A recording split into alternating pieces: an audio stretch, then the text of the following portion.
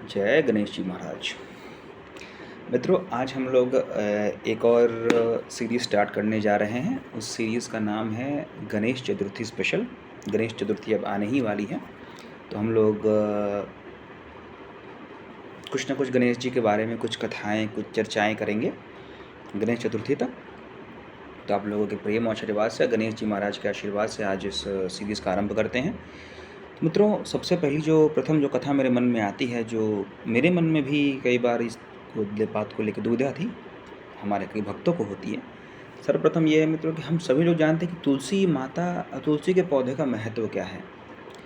तुलसी का पौधा पूजा पाठ के संदर्भ से तो बहुत महत्वपूर्ण है ही, लेकिन तुलसी का पौधा के कई औषधीय लाभ भी हैं जो हम सभी जानते हैं। अभी कोविड के दौरान तुलसी का काढ़ा का बहुत चलन था।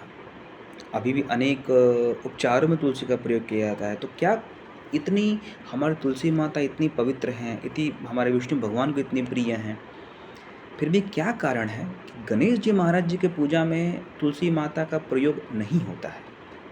आइए मित्रों, आज प्रथम दिन इसी कथा को लेकर हम लोग चर्चा करते हैं। तो मित्रों, एक बार की बात है कि हमारी जो माता तुलसी हैं, वो विवाह का बात मन में लेके विवाह करने के लिए यात्रा पे निकली। अपने लिए योग्य वर ढूंढने के लिए वो यात्रा पे निकल जा रही थी। तो रास्ते में उन्हें पवित्र गंगा मैया के किनारे हमारे गणेश जी महाराज तपस्या करते हुए दिखे। हमारे गणेश जी महाराज तो आप जानते ही हैं, अति सुंदर हैं। माता पार्वती और जगत पिता शिव जी के पुत्र हैं। मनमोहक रूप है उनका। तो हमारे गणेश जी महाराज ने समस्त शरीर में चंदन लेपा हुआ था, रत्नों के सिंहासन पर बैठे हुए थे, पारिजात की माला पहने हुए थे, पीताम्बर ओढ़े हुए थे और वो तपस्या में लीन थे। तो माता जब गणेश जी महाराज जी को देखी तो वो मोहित हो गई। ऐसा सुंदर रूप, ऐसे हमारे प्यारे गणेश जी महाराज शब्द को देख के तो माता ने गणेश जी महाराज जी से अपनी बात रखी, अपनी इच्छा रखी उनके सामने कि मैं विवाह के उद्देश्य से यात्रा पर निकली हूँ और मैं अपने योग्य वर ढूंढ रही हूँ, और मुझे आपसे योग्य वर अपने लिए कोई नहीं दिखता, तो कृपा करके आप मुझसे विवाह कर लें। इतना पर हमारे गणेश जी महाराज ने सम्मानपूर्वक माता को नमन किया और माता को बोला कि मैं आपसे विवाह नहीं कर सकता, क्योंकि अभी मैं ब्रह्मचर्य धर्म का पालन कर रहा हूँ, मैं नहीं कर पाऊँगा विवाह आपसे। तो इस पर गणेश जी महाराज जी ने जब उनका प्रस्ताव अस्वीकार किया तो माता तुलसी को उन पर क्रोध आ गया और माता तुलसी ने गणेश जी महाराज जी को श्राप दे दिया कि तुम्हारा विवाह तुम्हारे मन के अनुसार नहीं होगा। दूसरा, तुमने अपने आप को ब्रह्मचारी बताया और ब्रह्मचारी बोल के तुम मुझसे विवाह ठुकरा रहे हो। जाओ, मैं तुम्हें श्राप देती हूँ कि तुम्हारा विवाह एक नहीं दो स्त्रियों से होगा। तो गणेश जी महाराज जी का तब को पता है कि उनका विवाह रिद्धि सिद्धि माता से हुआ। ये कहानी हम लोग आगे जानेंगे। तो इतने पर गणेश जी महाराज जी को भी क्रोध आया। उन्होंने भी माता तुलसी जी को आशीर्वाद दे दिया कि तुम्हारा विवाह एक राक्षस से होगा, एक दैत्य से होगा।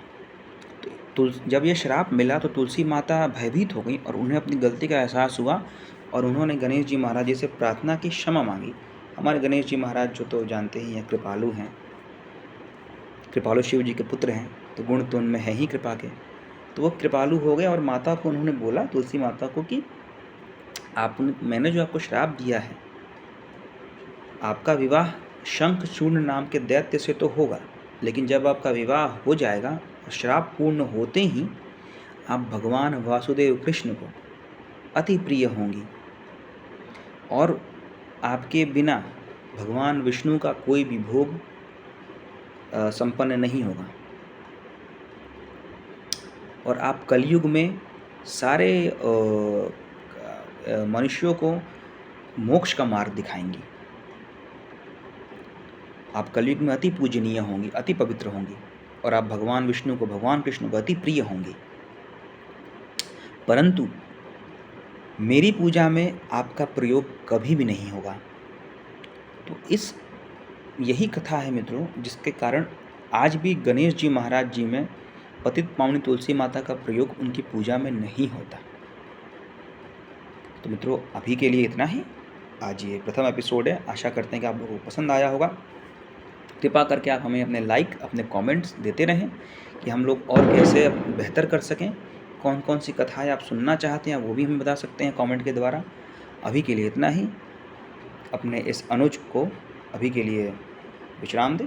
जय श्री राम, जय हनुमान।